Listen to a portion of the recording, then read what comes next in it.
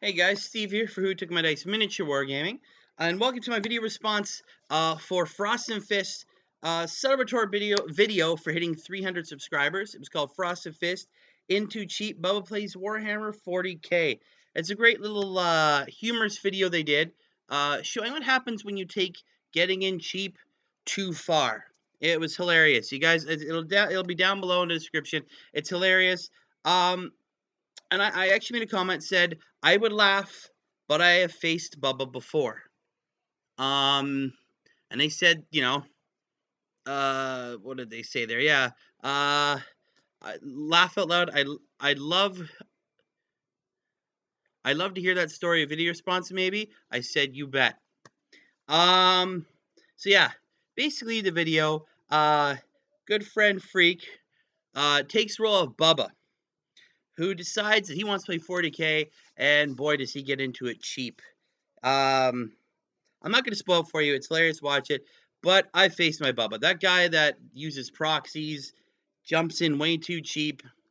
And I've faced some weird stuff in my time in playing these tabletop war games. I faced my fair share of cheaters, people who said I cheated when I won, people who bring armies that look dangerously close to real life fascist armies from, say, I don't know, late 30s, early 40s. But I faced my own Bubba, and Bubba was he was exceptional.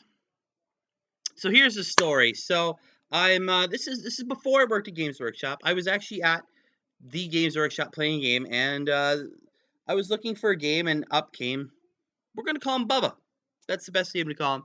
And Bubba decided that, hey, I want to play a game with you. I said, sure, fine. Not seeing his army. That was my first mistake.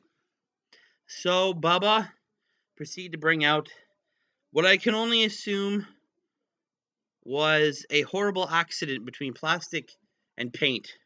Out came squad after squad of Space Marine. Now, some people, they have the army they build over years, and there's slight variations in the shades and paints. It's happened with my Marine army. I've painted so many different units over the years that the blue is slightly different here, but there's an overall theme, right? All the basing's the same for the most part, and things stick together. Well, it wasn't just that Bubba's squads didn't look the same. The squad members in each squad were all over the place. There was colors everywhere. You pulled out squad after squad, none of which had any weapons. Just that whole bunch of Marines just standing there. Bare hands, nothing in them. Oh, this is a Bolter squad. This is a Devastator squad. This is a tactical. This is our tactical. This one's my command squad, and so on and so forth. By the way, these changed throughout the game. One of the tactical squads ended up being a Devastator squad at one point, only to go back to being a tactical squad afterwards. This game only lasted like 3 turns before I said, dude. And if you watch the video, I had some similar reactions to one of the person that's fighting against Bubba in the video. Not to the extreme, but I had some similar reactions, and it got worse. Now, he didn't have, and I know some people, I've told the story to other people, and one question is, did he have the soda can drop pod? No, he didn't. And look up soda can drop pod. It's hilarious. It's before they had drop pods that weren't Forge World, and yeah, it's pretty bad. He didn't have that. But his pièce de résistance, well, one of them, there's a couple, was his chaplain, who happened to be just a standard Space Marine with a power sword in his hand. Now, that doesn't sound so bad. What he had done is he took the power sword and he had sliced it in half. And he had taken the piece that he sliced off in half and glued it sideways on top of the other part of the sword. So he's a sword that looks like this. And that was his Crozius Arcanum. See, there's getting in inexpensive, and then there's this. But the big one, the big pièce de résistance, was his Predator tank. Now, this Predator tank happened to be, it was a tank that wasn't from Games Workshop. It was. I'm not sure what company made it, but it was a tank. A scale model of an actual World War II tank, I believe. And there's nothing wrong with that. I'm just going to do a tangent here. I've seen some really, really amazing, armored companies over the years. People who've actually taken historical tanks that were the inspiration for the tanks in 40K for the Imperial Guard, and gussied them up properly, made them look like they belonged in the 41st millennium, but still with their original tank. And it was some really good stuff, and I learned lots of cool histories behind some of the tanks. But this was not that. This Predator was this old school tank, a World War II tank kit, which he had carefully glued 2 las cannons, one on each side, just on the side. There wasn't a sponsor, no attempt to make a sponsor. And these were man-portable las cannons that should have been on his whatever squad was going to be his Devastator squad, and they weren't.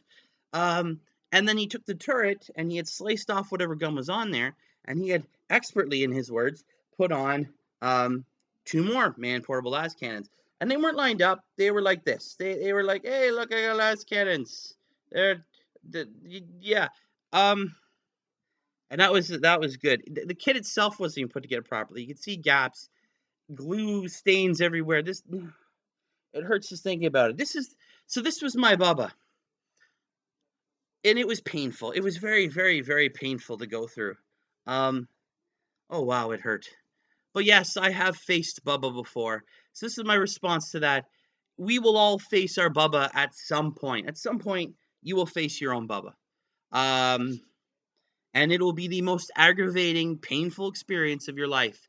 As you sit there in disbelief as your opponent pulls out unit after unit.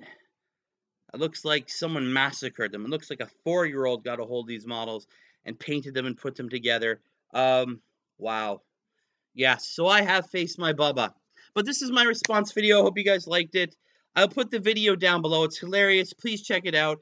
Mythos and Freak, Frost and Fist. These guys are awesome. And I hope you enjoyed this little tale. And use it as a cautionary tale. Because you too, as I said, will meet your own Bubba. So be prepared. If you haven't, you will. Oh, you will. Or you'll be there when a Bubba walks in and shows off his army and in all its glory and how masterfully he's put together, when really it is probably the worst thing you've ever seen. And I'll leave you with that. Thank you, everybody. We'll see you around. Keep rolling those dice. We'll see you next time. Bye.